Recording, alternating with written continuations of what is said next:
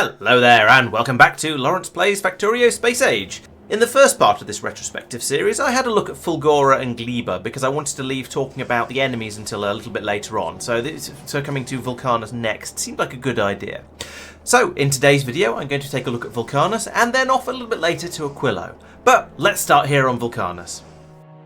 And Vulcanus is a planet of lava and well, mostly lava and hot rocks, and sulfuric acid and a few other lovely things like that. And it is indeed lovely because you can pump lava out of these lakes over here with an offshore pump, somehow without melting the internals of it, which is quite impressive. And it pumps out in infinite quantities, much like water does on Norvis. And then that lava can be turned into molten iron and molten copper. And that means you've effectively got an infinite supply of iron and copper available on this planet with absolutely minimal effort required. You literally just stick down a pump like this, a little bit of processing in some of these machines, which you can make very, very easily once you've got Vulcanus up and running, and then boom, all the iron and copper you could possibly want. And that's wonderful because it means you can do things like you can make massive quantities of belts, and you unlock the 4th tier of belts on this planet. And it's essentially it doesn't cost you anything because it's just resources that you're pumping out of the ground. It's like using water for making steam to make electricity on Norvis.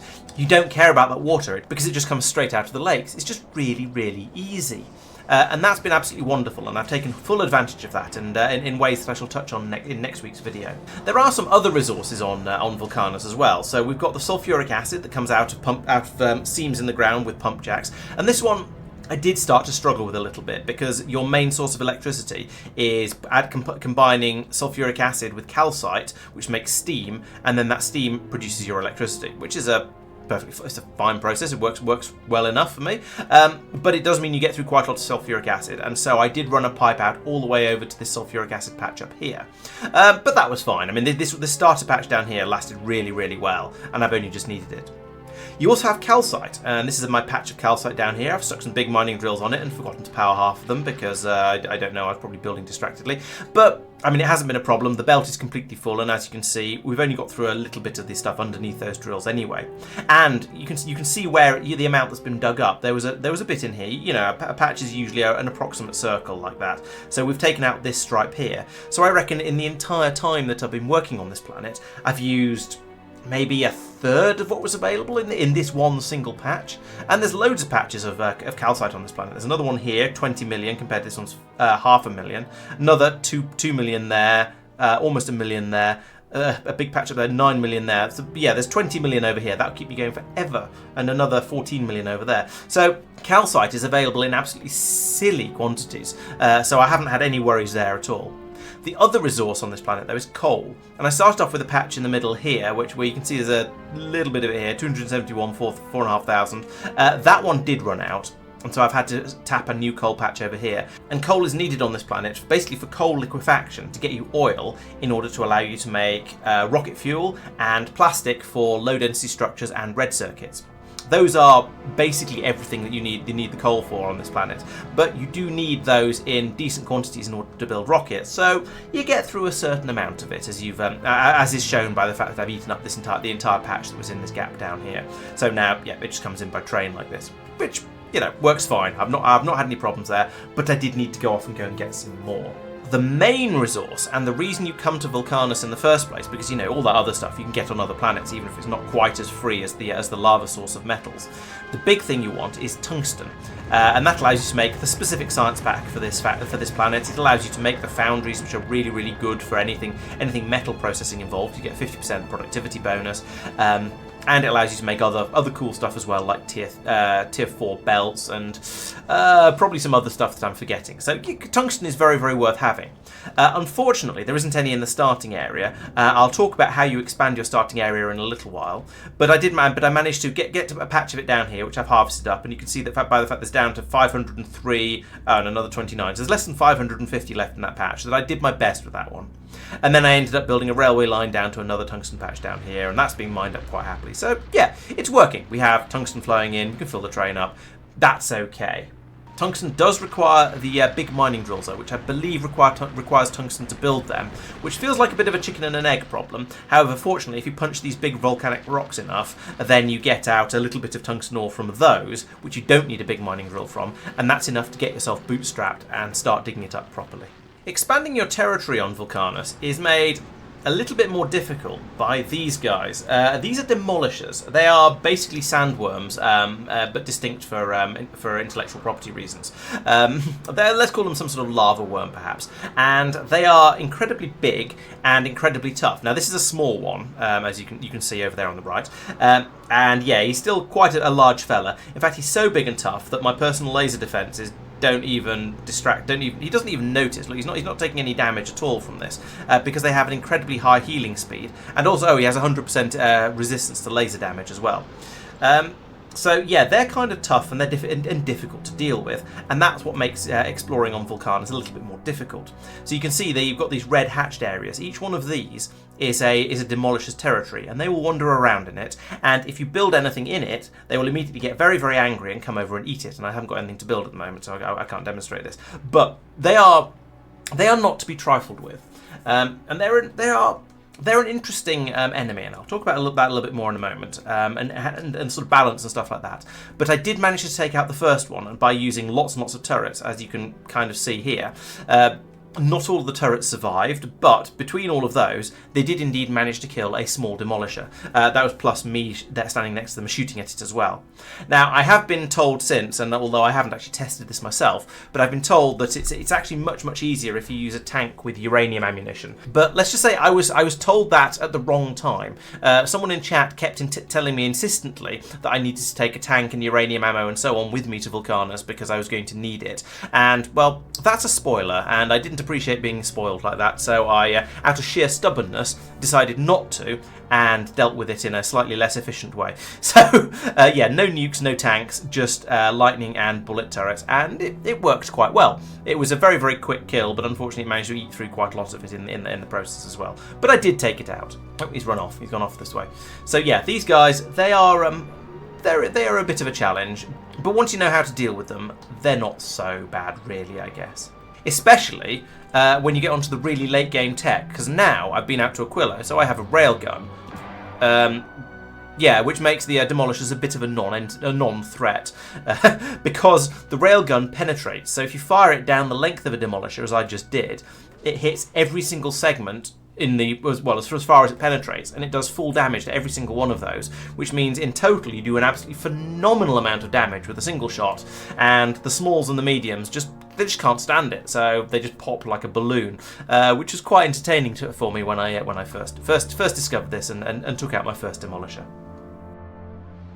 And so this brings me on to my thoughts with endgame tech and balance and combat and so on.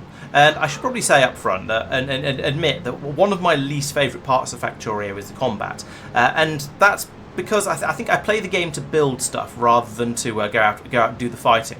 Now, I fully understand the reasons for having the enemies there, and the biters are there, and in fact all the enemies are there to make expansion cost a little bit. So rather than just being able to make your factory as big as you want, you have to at least put some effort into expansion.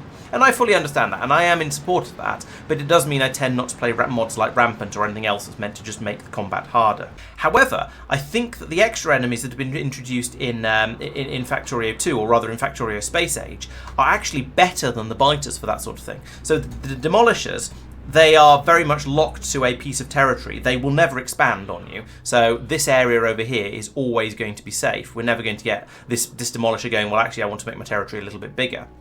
And I think that works really quite nicely. And the enemies on Gleba, which I'll talk about a little bit more in a moment, again, I think they're different and interesting, but again, not too much of a detriment. So yeah, I'm quite happy with the way the extra enemies have been implemented. However, demolishers are a bit of a weird case, because when you first encounter them, they're really scary. You'll find that you'll shoot them a couple of times with maybe a rocket launcher or something, and you'll find that it does approximately nothing to it except anger it a little bit. You can see I've angered this one now. It's shouting. It's coming towards me. It's chasing me. It's going to come over and try and do unspeakable things to me. And this dust effect it's doing also knocks me out, stops me being able to fly, and I think I'm in real trouble now because my flying suit can no longer get me out from this lava, and I'm probably going to get eaten by the demolisher. Yeah, okay, that was a rather poor example. So when you first arrive, as I say, the demolishers are kind of scary and kind of dangerous and difficult to deal with, and then you get better, and then you work out how to deal with them. Maybe it's with a tank, maybe it's with a railgun, whatever. But they don't scale particularly well because I think the problem comes down to 3 factors. The first one is that when you arrive on the planet, even with fairly basic gear, the demolishers need to be possible to defeat because you need to be able to kill one to get to its tungsten. So they need to be not too difficult at that point. Then you get better and better weapons. Not even talking about the railgun because it's absolutely endgame tech. But if they're at that point where they're relatively easy to deal with, they're not that scary. So then presumably that's when you move on to the medium and large ones. However, because you don't need to claim that many extra areas, and I've gone a bit overboard here, I could have got to the I could basically complete the game having only collected probably 1 area here for that first patch, a second one down here for that one, maybe a third and a fourth one, and these are all more or less adjacent to my starting area, which means all of those are small demolishers. I never had to go up against mediums or large ones. Even if you made those ones significantly tougher, you wouldn't actually be forcing the player to go out and fight them. Also, to go with that, you have the fact that Factorio 2 and Factorio Space Age feel like they're very much designed to stop you having to claim too many extra patches. So again, I completed the game to have completed and then some with only 2 tungsten patches and 2 coal patches, one of which was in my starting area, and still only 1 calcite patch. So I think it's been very much designed so you don't need to go out claiming and moving your mines all the time, because I think a lot of people found that quite annoying in Factorio 1. And so there's a lot of things in there to make it so that you don't need to do quite so much of that. For example, the large mining drills have a resource drain of 50%, so you get twice as much ore out of the patch compared to what it looks like when you look at it. So this one says 2.3 million, but I'm going to get 4.6 million out just from a mining drill. And then I've done a plus 240% mining productivity. So that's, instead of doubling it, we're going to be septupling it, I think, multiplying it by about 7. So this 2.3 patch is over 15 million. So that's going to be a huge amount of tungsten coming out of there. Then added into that, you then get the bonuses you get from using the foundries. So for example, over here we're bringing the ore, it's going into a foundry. You get another productivity bonus of plus 50% just from using a foundry, because foundries are amazing like that. And then I've also got another 24% from the modules in it. And then maybe when I go off to make the actual science packs out of it, again we've got productivity modules in here and another 50% buff from using another foundry. So we're getting another 74% productivity bonus on there. So it feels like everything is now designed to make sure you don't get through as many resources as you otherwise would. Basically, it feels like with the intention of making you not have to move mines all the time. And then over here, all of the metals are free as well, because you're making them from lava and so on. And if you remember on Fulgora, we thought those patches were incredibly dense. We got tens of millions in a single patch. So, and I completely understand that, because moving mines around constantly, it does get annoying. And Factorio 1 sort of dealt with that by having them get bigger and bigger and bigger, or denser and denser the further away you went from the spawn point. And that definitely helps, and you get the same thing on here as well. The ones further away get bigger. That's why that's a 20 million calcite, and that's only that was probably maybe a 1 million or 3/4 of a million when I found it. So there is still that effect, but because you've got all these different planets, you probably wouldn't be on the right planet to move a mine. When I moved my coal mine to over here, I had to hop over with roboports, and I've got a string of roboports all the way across the top here, and that's a slow process and a little bit annoying. So I can see why they try and avoid that if possible. So it comes down to, because the gameplay area is so spread out, because you're on all of these different planets, and because people don't like having to move mines because it's annoying, I think the amount of territory you need to claim, especially on later planets, is significantly less. And so that's directly at odds with having to go out and fight additional, potentially tougher demolishers. And so I can see there's these sort of different factors all pulling against each other, and that's why the demolisher balance, personally, I feel like it's a little bit unsatisfying. I don't know what the answer is. I am just saying I feel it's not quite right. Maybe the answer is to push you to go further out to get larger patches of tungsten. So have something further on in the game that's a massive tungsten sink or something like that. I don't know. It's a bit of a tricky one, because you want to push the player out towards going out and fighting more demolishers, but you also want to keep it a challenge. And with the endgame tech, well, it's not really a challenge because the railgun is so powerful. And yeah, it's a difficult balancing act, and I don't know what the answer to it is. I'm just not quite sure they found it, which is a little bit of a shame. On the other hand, I think Gleba got the balance very well, sort of basically spot on. It's going to take me a little while to find any pentapods to show you on this one, because I've killed them all. But early on, they're very, very weak. You can shoot them down easily with your machine gun, especially if you're taking green ammo with you because you're paranoid because you've heard horror stories about Glebo. There's some. So they're very, very weak at the start, but they get a bit tougher and scarier once some of the larger guys start coming in to investigate what's going on. But you can deal with them fairly easily in single combat. So, for example, I've got a flying suit now. It's all endgame tech. But if I come over here, I can just lob off some rockets at this guy. He dies almost immediately. Shoot some of the other one. He goes down very quickly as well. So they're quite easy to deal with. But for the engineer with a rocket launcher, but they're also still quite dangerous to the base. Especially if they come in and you're not entirely ready for them. These guys are also even more dangerous because they come in and they stamp on things in your base, and that's not very good for it, as you can probably imagine. But again, even well, this is a big stomper pentapod. Even those guys, they can be shot down quite quickly with rockets. Okay, I should probably acknowledge that I've done quite a lot of rocket damage research by this point. But the point still stands that they're a threat, but they're not an excessive threat. But they do come in and still carry on attacking you, and therefore you do still have to worry about them a little bit, and that's why I built up the big defences. But then you get to a point where you can build up your defences to a point where they work very, very effectively against them. You also need their eggs as a resource to make the science packs. You do have to go out and fight them at the start, even if you can then breed those eggs later. What I'm trying to get at here is I think the balance on Gleba has been done extremely well, in that the enemy are not too much of a threat at the beginning. They are a threat, definitely very much a threat in the late early game and in the mid game on this planet, especially if you don't really take proper care to defend yourself properly against them. But then they are a solvable problem, and they stop being quite so threatening a little bit later on. So yeah, I'm very impressed with the enemies on Gleba. I think they've been very well implemented. Also, look at the little critters running around. Aren't they wonderfully terrifying? Isn't that just what you want from a Factorio enemy? Let's see if I can. No, I was going to say let's see if I can get a close up of them, but they're still chasing me. So these guys are the strafers. They will try and run around you in circles, lobbing sort of biological missiles at you, like this. And these things will fly at you. They're homing missiles, so they'll chase. And you can't actually shoot them. As you'll notice, my PLDs aren't doing anything against them until they land and turn into wrigglers, at which point I can zap them. And that makes them quite dangerous against your defences, and that's why my defences haven't been basically 100% effective against them. Because you get the missiles fly in, they'll hit one of your turrets, and then they'll eat the turret before the turret can kill them, which is a bit of a shame. The other guys, the strafers themselves, and even the stompers, not actually that dangerous because they're slow moving and they're quite big targets, and the rockets are very, very effective at dealing with them. So that's my advice. If you want to go to Gleba, be ready to make lots and lots of rockets, and that should keep you pretty much safe. Oh, isn't he adorable? And also massive. And now that we've finished watching those guys bimbling around merrily over on Gleba, let's take a look at Aquilo. So this is the 5th and final planet in Space Age, and at least until you start modding extra ones in there. And once again, I dropped in here with very little idea of what to expect. And I knew it was going to be cold and I was going to need to deal with things like that, but I didn't really know exactly what was going to be waiting for me. The main point of Aquilo, if I can call it that, or the main thing that makes it interesting and different, is the fact it's a really, really cold planet. And so that means that you need to put down heat pipes everywhere in order to transport heat to your everythings in order to keep them thawed and running.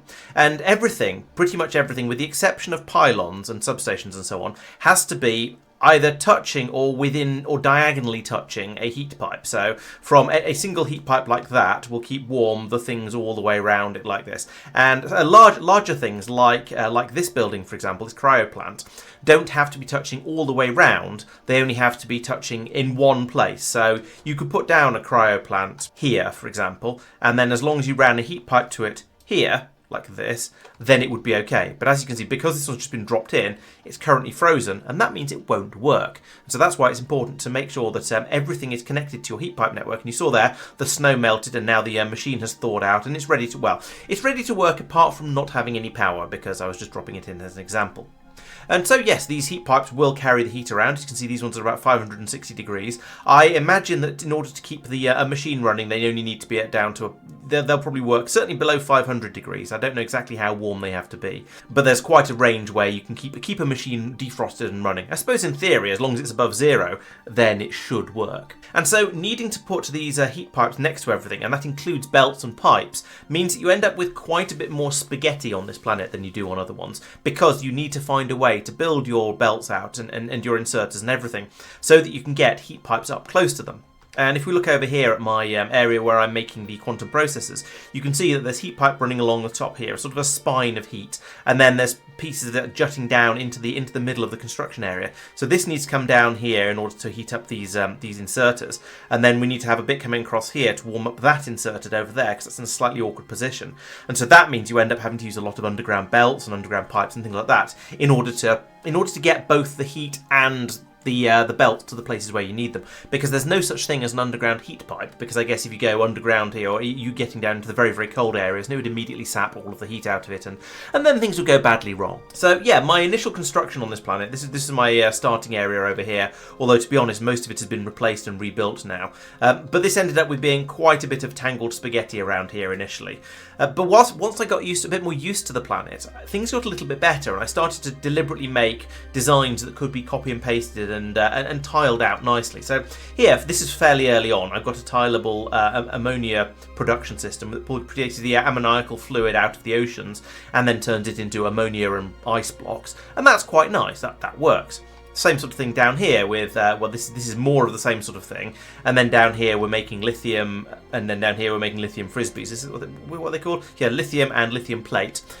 And again, these are reasonably tileable. I can make copies of this and just paste it in and in. And I've got the heat pipes arranged in nice, neat patterns that mean I can get heat to everywhere it's needed, and get the belts all running through without having to do anything too convoluted. It's still, I hesitate to call it spaghetti because it's all quite organised and makes sense, but there's still quite a lot of stuff going on in here. There's a lot of underground belts, as you can see. All of my inserters are putting onto or taking off underground belts because then you need to get heat into next to them and so on. So yes, it's tricky and took a little bit of design effort to get it working like this. But once you've got a sensible design up and running, it's actually fairly easy to then expand it through copy and paste. And the same is very much true over here where I've got the quantum processor production. You'll notice that it's more or less the same all the way along. I think every 2 machines the pattern repeats because I've got something that's slightly out of sync or out of whack or just generally a bit crazy going on in here. But yeah, the system works, and you can get designs to come together reasonably nicely, like my science production up here.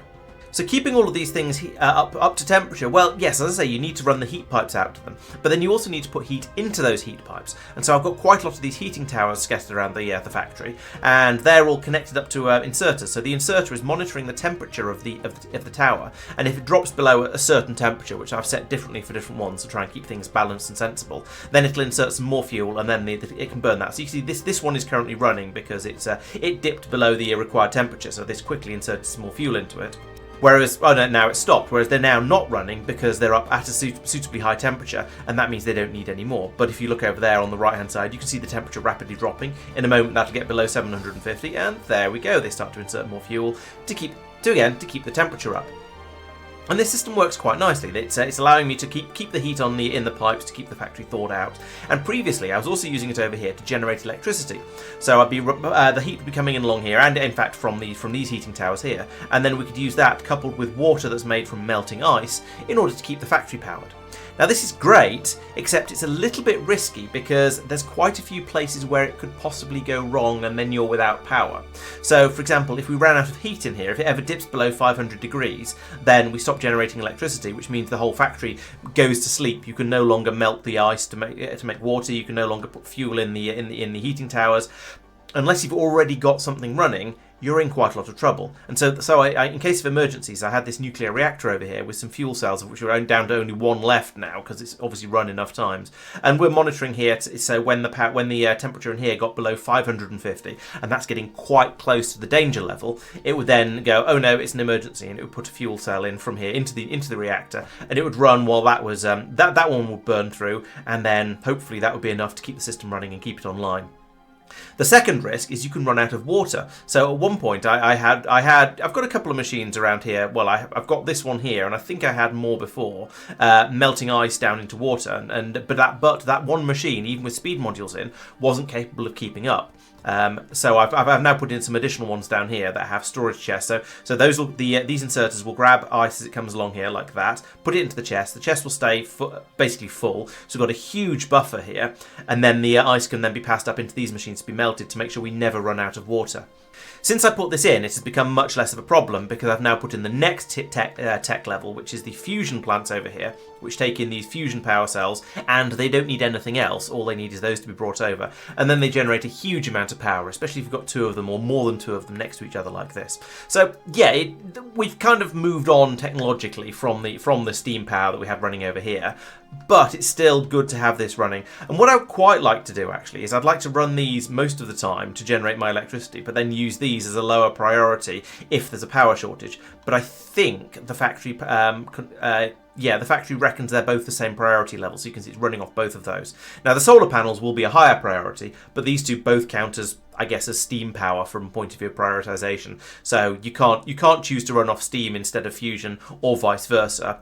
But to be honest, never mind. This planet is where the fusion power cells are being made. It's happening down here, because this was a good place to put it because of the range of ingredients that were required in order to make it work. And then they're brought by bot from here over to the fusion power plant in order to keep it running. They're also brought by bot from here over to the rocket launch silos, which I've tucked in over here, to power various spaceships and things which use fusion power. But we'll get onto those another time. Speaking of bots, one of the interesting things about Aquilo is because it's so cold, the batteries in the bots don't last quite as well as they do on other planets, and that means they have very, very short range, and they have to spend a lot of their time recharging. So there's even more reason to try and use bots as little as possible on this planet compared to the others, and believe me, I really, really have. Oh, and that Roboport over there doesn't have any heat pipes going to it, so we'll fix that. As with other planets, as I got started, I didn't really know what I was doing over here, so I gradually built up sort of one step at a time. Oh look, there's some more resources arriving from space, because there's very few resources available on this planet. So I started off by pulling the ammoniacal solution out of the oceans. There's an offshore pump in here that did used to have a bit more space around it, but then I needed to get some heat pipes into here, so it unfortunately it had to be closed off a little bit, should we say. Although actually, what I could do is I could bring this heat pipe round the top like that. Then I could remove that area like that. There's many X's stacked up there. I think that's 3 in each place. So we could pull those back out again, he says, waiting for the bots to come in and do so. And then we'll at least have what looks like a channel for the ammoniacal solution to get in through in order to get to the pump. I suppose in this case it's less bad than when it's a landfill on Norvis, because this does look like a floating platform on the ice, so it makes a bit of sense that this could get in underneath. Although that would make me then wonder how this underground belt gets through there, but let's not think too hard about that. So yes, you start off with the ammoniacal solution and you can turn that into ammonia and ice, and then a significant amount of the ice you then turn into what's basically landfill, except it's ice, so we'll call it icefill, I guess. And then when you want to build on this planet, you tend to have to put down multiple layers of stuff, depending on what you want to build and what you want to build it on. But you generally have to put down some ice to cover the lakes out here. Then you end up having to put concrete on at least some of the areas. And then once you've done that, you can then build on top of it. It looks over here like you don't actually need anything special to build on top of the ice fill, but if you're building on top of the ice itself, then maybe you do. I don't know. It's kind of hard to tell just glancing at it, but yeah, you need to put down ice fill, and then you need to put down concrete in certain places, and then once you've got enough of both down, you can start to actually build your buildings on top of it. It's a bit like that classic game Dune 2 from the 90s, where you needed to put down concrete to put your buildings on, otherwise they'd immediately take loads of damage. After that, I got on to producing solid fuel here in order to keep the heating towers running, and I did the maths at the time, and I worked out it was more efficient to use the solid fuel to power the heating towers, and it would be to then turn it into rocket fuel. However, since then, I've done an enormous number of rocket fuel productivity bonuses, so we're getting 100 plus 110% there. So that means I'm producing more than double the amount of rocket fuel that I would have been originally from these machines. And so it's now become much more efficient to produce the rocket fuel and feed that into the heating towers. So that's what's going on down here. As a bonus, that rocket fuel can be fed into your rocket launch silos to make your rockets. So, you know, you need it anyway, so you might as well use it. After that, I then went out looking for some of the special resources you get on this planet. So Aquilo is a bit stingy with resources. All of the other planets I've been to, you could start there. You can get your iron, you can get your copper, you can get your steel, you can get your plastic, you can get your water, you can get absolutely everything you need in order to just, do Factorio stuff.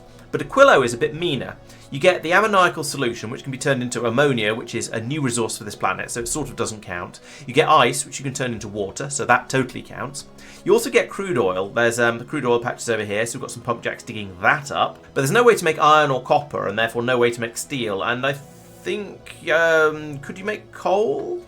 So this is the coal synthesis recipe. That requires sulfur, which you can make from the crude oil, but it also requires carbon, which you can't. You could drop it from space, but you can't make it on this planet.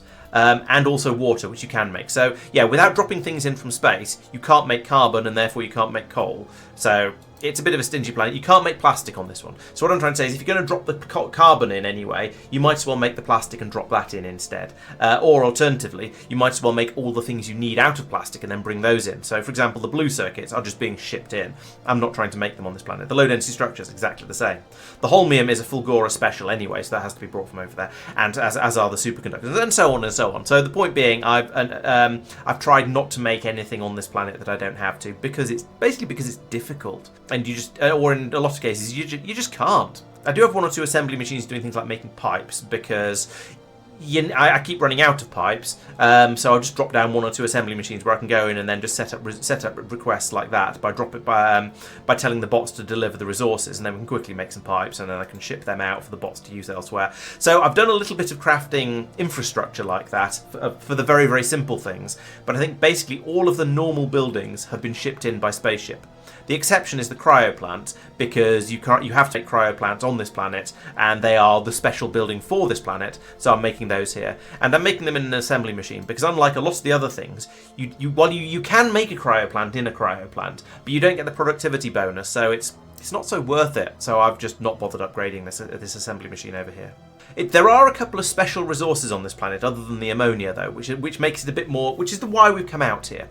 The first one is this one down here, the lithium brine. Lovely, sounds metallic and salty. So you pull that out, and that can then be refined into lithium, which you need for all kinds of things. And this patch here did me okay to start with, but then I had to expand, and it turned out there's a patch down here. I'll talk about that a bit more in a moment. The other one is this fluorine. Yes, fluorine, which you can dig up also out of vents like this one, again with pump jacks, and that can be taken off to make coolant. So we pump that down into here, where it goes in here along with ammonia and lithium in order to make fluoroketone, which is a coolant. So we've got hot in here, that can be then passed into a chiller, which turns it into cold fluoroketone, and then we can then use that to make science. We can use it to run the fusion generators over here. So it takes in the fluoroketone, it turns it into plasma, and then it turns that into hot fluoroketone, which you can then chill right back down again and pass it round around the loop. So that works quite nicely. It's a thing that just doesn't run out. So yeah, that once you fed it in there, it'll just keep going, and that's really nice, especially for spaceships. And I think that's basically all it's used for. Oh no, a little bit of it goes into Foundation as well, but a little bit of everything goes into Foundation. So yeah, less said about that, the better for now. So yes, there. As you've noticed, I have an island in the middle. It was probably originally about this sort of size, and then I've branched out from it a little bit with the ice filter in order to allow me to put in some extra machinery around the edge. But I've mostly managed to cram what I need onto the island, and expanding it isn't too difficult. We've made loads and loads of ice fill over here. You can see we've got about almost 10,000 in these boxes, and it's an easy thing to make and drop in. So expansion isn't too difficult, despite the whole place being basically a water. It's not quite a C-block game, but it's not that far off. However, I then discovered I was running out of the resources on this patch, so I ran out a line of ice fill all the way up here, because this patch was fairly close. And so this is on my main Roboport network. These are all linked into the other ones.